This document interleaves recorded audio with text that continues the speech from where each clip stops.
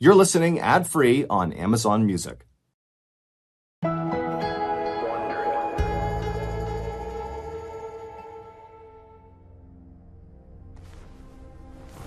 In 1944, a doctor covered a deceased patient's body with a sheet and then wheeled their stretcher out into the hallway. The morgue at the Oregon State Hospital was already full, so the doctor planned to put this body in the chapel. But when he pushed open the chapel doors, there were already so many stretchers with dead patients with sheets on them inside that there was no room for this patient. The doctor closed the chapel's heavy wooden doors and just stood there, his mind racing. More than 400 patients had fallen violently ill in the past 12 hours, and dozens had died. The doctor had no idea what the cause was, and if he couldn't figure it out, he knew more bodies would be joining the ones already lining the inside of the chapel.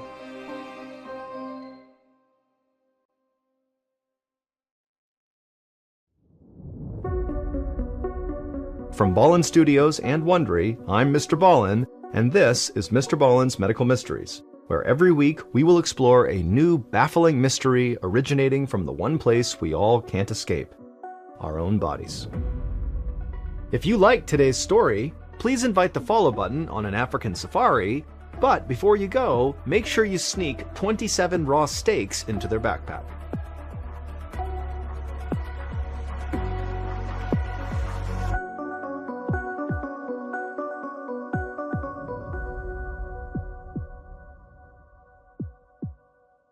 This week's story is called Blood Feast. It was late in the afternoon on November 18th, 1942. A cook named Mickey McKillop opened the lid of a giant metal vat, then asked his volunteer sous chef, 27-year-old George Nosen, to carry it over to an industrial oven. Mickey and George were starting to prepare dinner for almost 500 patients across 5 wards at the Oregon State Hospital, a public mental facility for psychiatric patients. Tonight's menu was scrambled egg yolks and toast, and Mickey, along with his boss, Mary O'Hare, were the only 2 cooks on duty.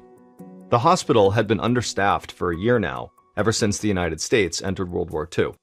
Many members of the nursing staff had left to volunteer for the war effort.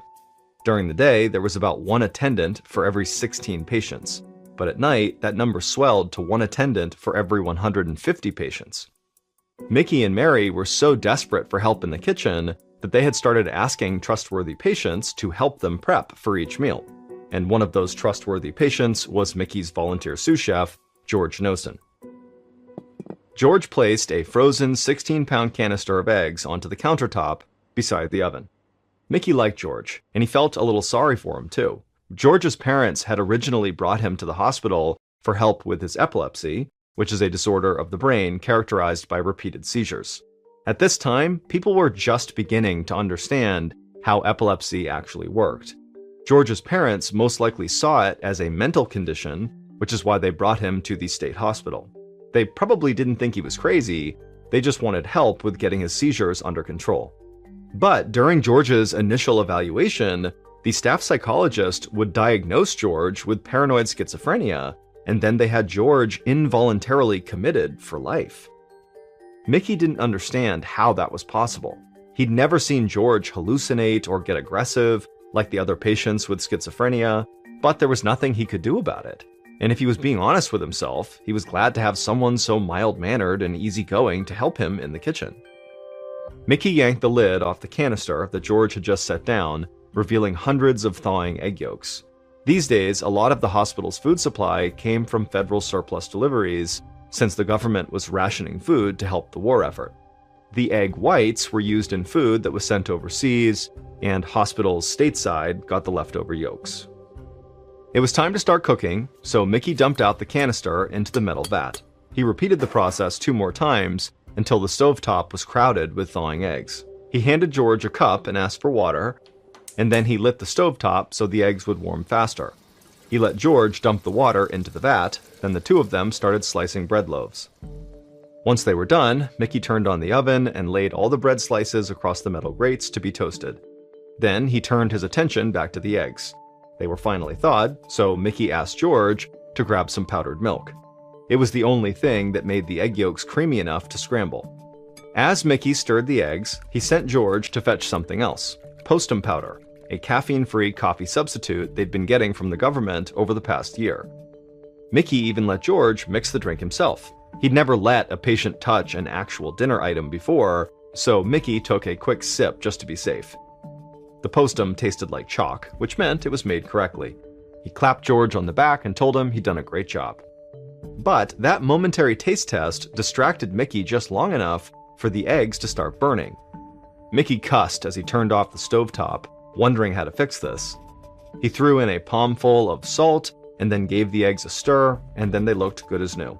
When dinner was finally done, Mickey and George portioned the eggs and toast into buffet dishes and then loaded them onto a big cart for delivery at each of the 5 dining halls spread across the hospital's wards.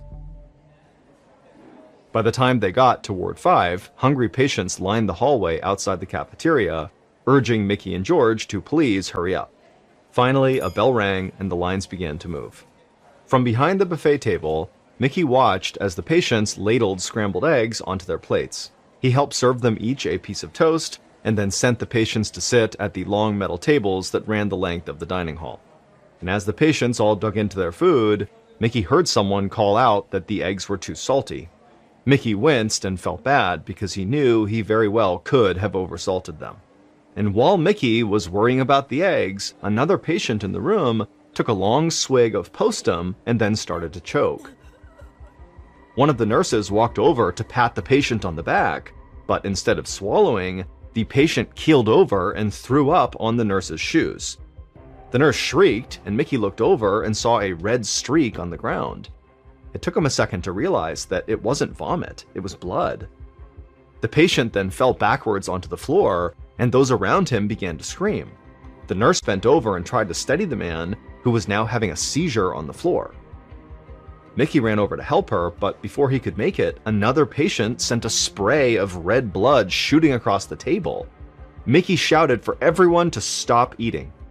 But his warning came too late. More patients began throwing up blood. Others collapsed onto the floor, writhing in pain. Mickey didn't know what to do, so he just tried to catch patients as they fell. One nurse ran into the hallway and sounded an alarm. Mickey stooped over a patient who was clawing at his own face, saying he couldn't feel it. His lips were swollen and blue. He tried to help the man return to his seat, but the man collapsed back down to the floor and started saying that his legs were paralyzed. Mickey was totally horrified and his hands trembled with fear, and he had no idea what could cause this terrible reaction people were having. Dr. William Lidbeck had just finished dinner when his phone rang at his home on the hospital grounds. When he picked it up, all he heard on the other end was screaming and shouting. Then a panic-stricken nurse got on the line and begged him to run up to the hospital. Patients across 4 of the 5 wards were collapsing, they were vomiting blood, and now losing feeling in their faces and limbs. Dr. Lidbeck dropped his fork, ran out his front door, and tore across the lawn, heading for the side entrance of the main hospital building, 100 yards from his cottage. With every step, the screaming he could hear grew louder. It sounded like every patient inside of the building was in agony. Moments later, the doctor flung the door open and stepped into the hallway, and the scene that greeted him was horrible. The hallway was full of patients sitting on the floor with their backs up against the wall, coughing blood into their laps. One man had been strapped to a gurney in the hallway, spasming wildly, blood running down the front of his shirt. His entire mouth was swollen and drool collected at the side of his lips. A nurse ran into the hallway and beckoned Dr. Lidbeck to come quickly. He followed her through a doorway into the cafeteria, where he saw dozens of patients writhing on the floor. The nurse that Dr. Lidbeck had followed dashed ahead of him. She knelt down beside one of the patients and started spoon-feeding him baking soda. Dr. Lidbeck caught up to her and asked what was going on. She admitted that the nursing staff had no idea what had caused this outbreak, but it had started right after the patients had begun their dinner.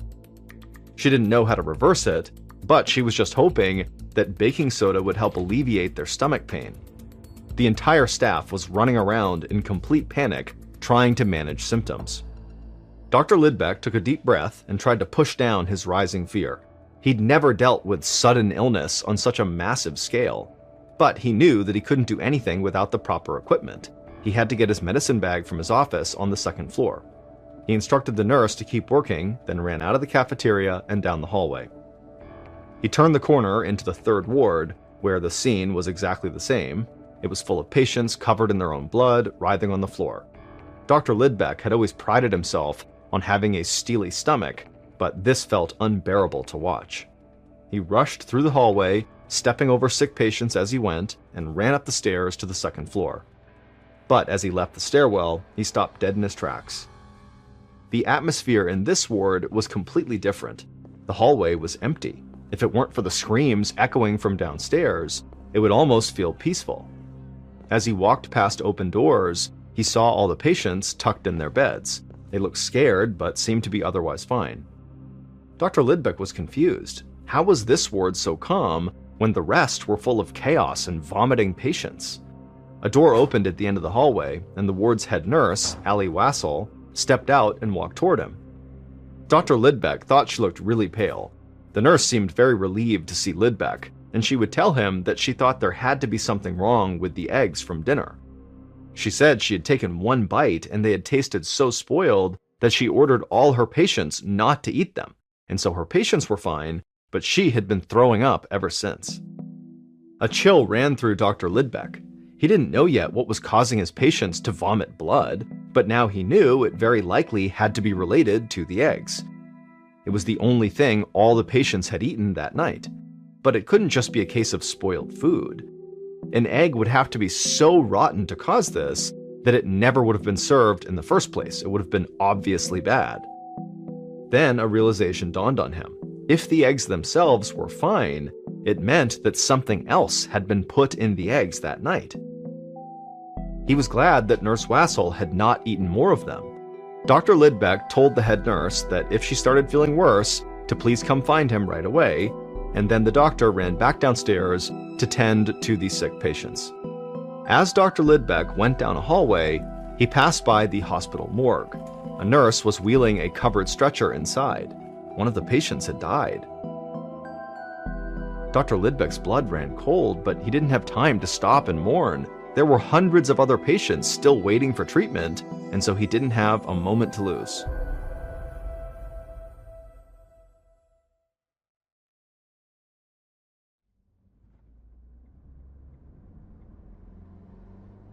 About 16 hours later, in the late morning of November 19th, Oregon Governor Charles Sprague raced along the highway in his car.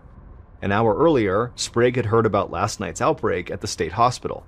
Now he was on the way to the state capitol, where an emergency State Board of Control meeting would soon commence. From the moment the United States had entered the war, Sprague feared a morning like this. He was worried that the outbreak at the hospital was caused by sabotage, that the country's enemies had deliberately tampered with these eggs. He knew that the Oregon State Hospital received food rations from the government. The frozen eggs had been part of a shipment to the hospital 6 months ago. But those eggs had been separated from a much larger batch. It was entirely possible that someone had poisoned that larger supply, which was then sent around to various institutions throughout the country. Sprague worried that if someone had tampered with the egg supply, anywhere that had received eggs from that batch would suffer a similar attack.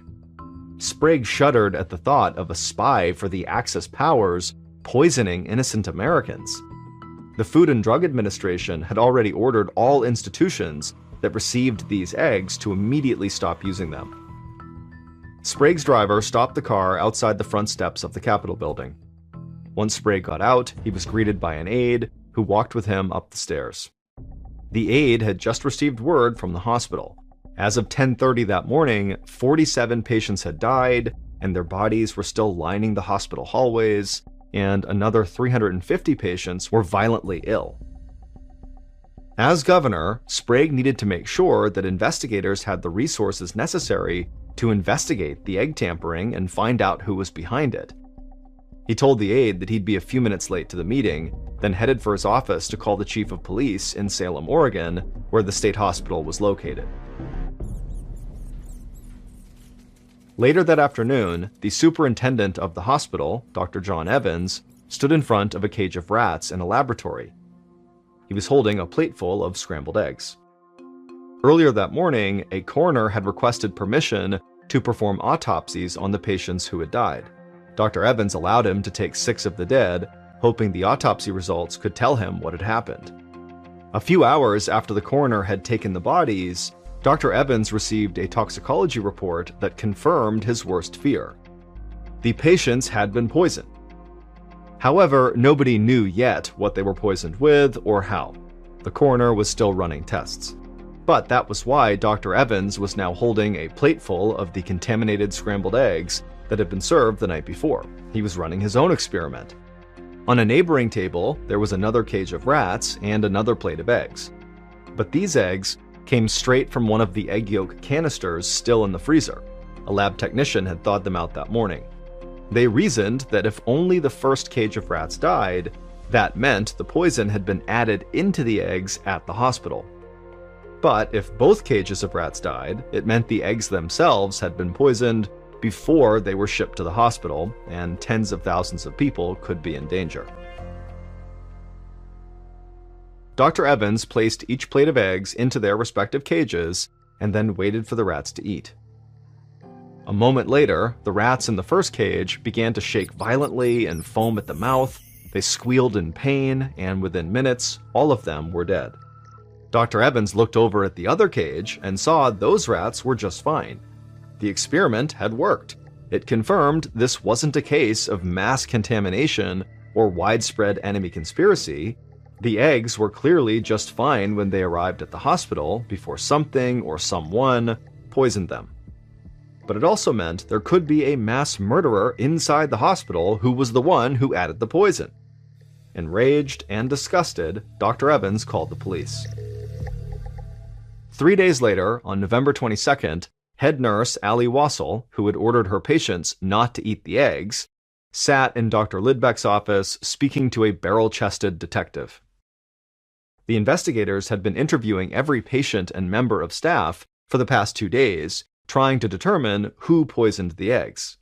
Further testing had revealed that the poison was sodium fluoride, better known as cockroach poison. Detectives had even found some in a basement storeroom, but what they didn't know was how it had gotten into the eggs or who had done it. Allie wanted to help, but she told the detective that she hadn't seen anything suspicious. Until that horrible dinner, she'd been on duty, taking care of patients. She watched the detective as he scribbled something down on a notepad, and she started to feel nervous. Allie assured the detective that the other nurses would confirm her story, too. The detective wrote a few more things down and then looked up at Allie and thanked her for her time and told her she was free to go. Allie breathed a sigh of relief and stood up to leave. As she reached the door, the detective told an officer standing outside to bring in the next person to be interviewed, assistant cook Mickey McKillop. Allie passed Mickey as she was walking down the hallway. He was waiting in a chair outside the office, bouncing his leg up and down. Allie couldn't help but think that he looked anxious, or like a man who was hiding something. By late that same evening, Mickey McKillop had been in Dr. Lidbeck's office for hours. The detective had asked him the same few questions over and over, pressing him about the way the kitchens were run. Mickey thought he'd kept his story straight, but he'd told it so many times now that it was hard to be sure, and he knew he was likely starting to confuse the details. All Mickey wanted to do was sleep. He had a migraine that was making it hard to focus, but every time he closed his eyes, the detective would shake him awake. And so Mickey was feeling like he would do just about anything to make this interview end. It was obvious the police were suspicious of him, and Mickey knew they would not give up until he, Mickey, told the police what they needed to know. So Mickey decided it was time to come clean. Mickey sat up in the stiff wooden chair, and while avoiding eye contact with the detective, Mickey would admit that he did know more than he had told them. Mickey said that he could tell them exactly who had poisoned the eggs. In fact, he had watched it happen, and worst of all, he had not done a thing to stop it. An hour later, Mickey and his boss, Mary O'Hare, were being led from the Oregon State Hospital in handcuffs. A police officer read the charges. Mickey was charged with manslaughter, Mary was charged with accessory after the fact. Then the officer loaded them into a police van. Mickey took one last look at the hospital and caught a glimpse of a few patients staring out the windows, terrified looks on their faces. One of the faces he recognized was George Nosen, the psychiatric patient who volunteered in the kitchen. Mickey shook his head. He knew that what he had just told the detectives would change George's life forever.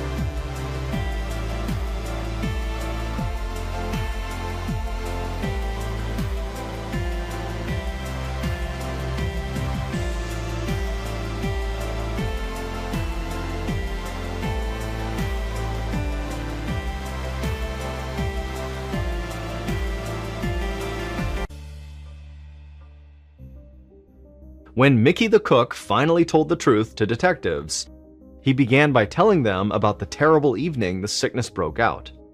While the nursing staff was running around treating all these patients who were vomiting up blood, Mickey saw George Nosen cowering in the hallway, and suddenly Mickey had a terrible thought. He grabbed George and asked him to retrace his steps from that afternoon. Mickey and George mimed preparing the eggs, getting the frozen yolks, lighting the stove, getting some water to help warm them. Then Mickey followed George down the kitchen steps in search of the powdered milk that made the eggs creamy. At the bottom of the steps, there were 2 storeroom doors.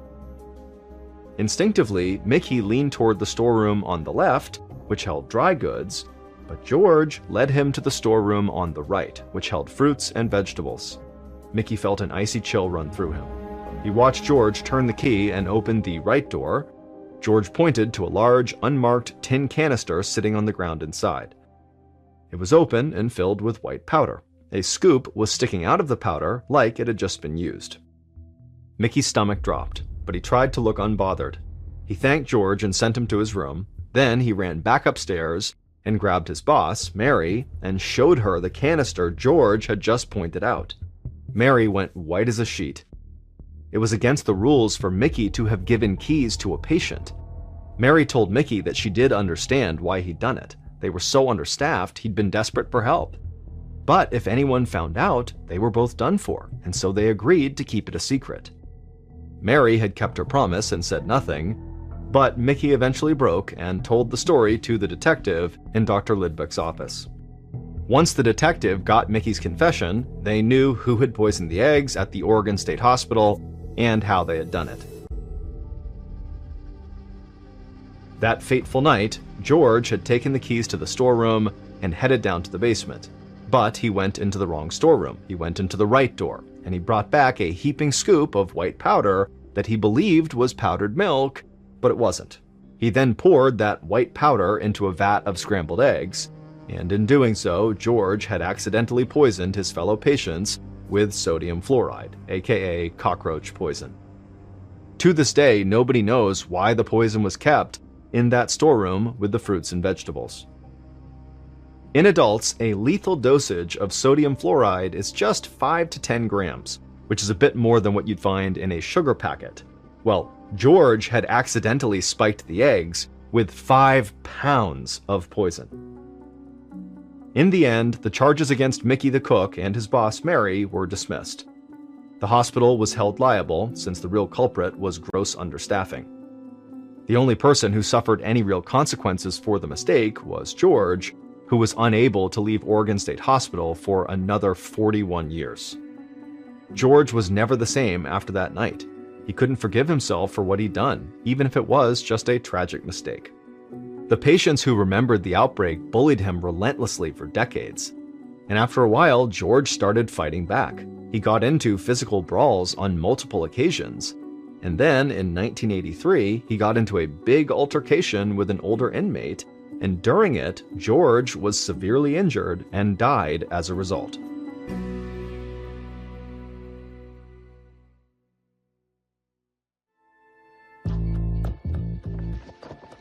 From Ballen Studios and Wondery, this is Mr. Ballen's Medical Mysteries, hosted by me, Mr. Ballen. A quick reminder, the content in this episode is not intended to be a substitute for professional medical advice, diagnosis, or treatment. This episode was written by Aaron Lan. Our editor is Heather Dundas. Sound design is by Ryan Potesta. Coordinating producer is Sophia Martins. Our senior producer is Alex Benedon. Our associate producers and researchers are Sarah Vitak and Tasia Palaconda. Fact-checking was done by Andrew Rosenblum.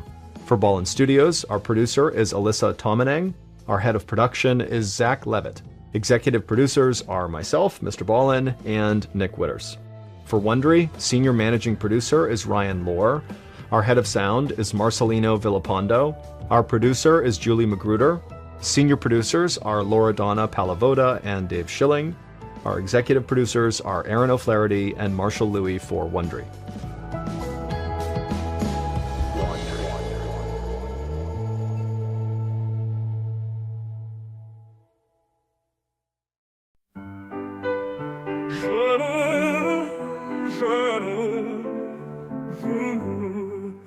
I've been down, I've been low, but in my heart I always know there's a fire deep inside that won't fade, it won't hide. The winds may blow, the skies may fall, but I'll stand tall through it all. No fear, no doubt can take my flame. I'll rise above, I'll play the game. I will rise again from the ashes, through the pain and all the crashes. Every tear, every scar's made me who I truly are. I will rise again like the morning sun. A brand new day, a battle won. I'll break these chains, I'll spread my wings and rise again through everything. The road is rough, the night is long, but I've grown wise, I've become strong. No mountain high, no river wide can hold me back, can stop my stride. The storms may come, the winds may scream, but I'll keep chasing every dream. With every fall I learn to fight, and in the dark I'll find the light. I will rise again from the ashes, through the pain and all the crashes. Every tear, every scar's made me who I truly are. I will rise again like the morning sun. A brand new day, a battle won. I'll break these chains, I'll spread my wings and rise again through everything. No more fear, no looking back, I'm on the right track. Every bruise, every bend leads me to a better end. I will rise again from the ashes, through the pain and all the crashes. Every tear, every scar's made me who I truly are. I will rise again like the morning sun. A brand new day, a battle won. I'll break these chains, I'll spread my wings and rise again through everything. I'll rise again, I'll rise again through every fall. I'll rise again.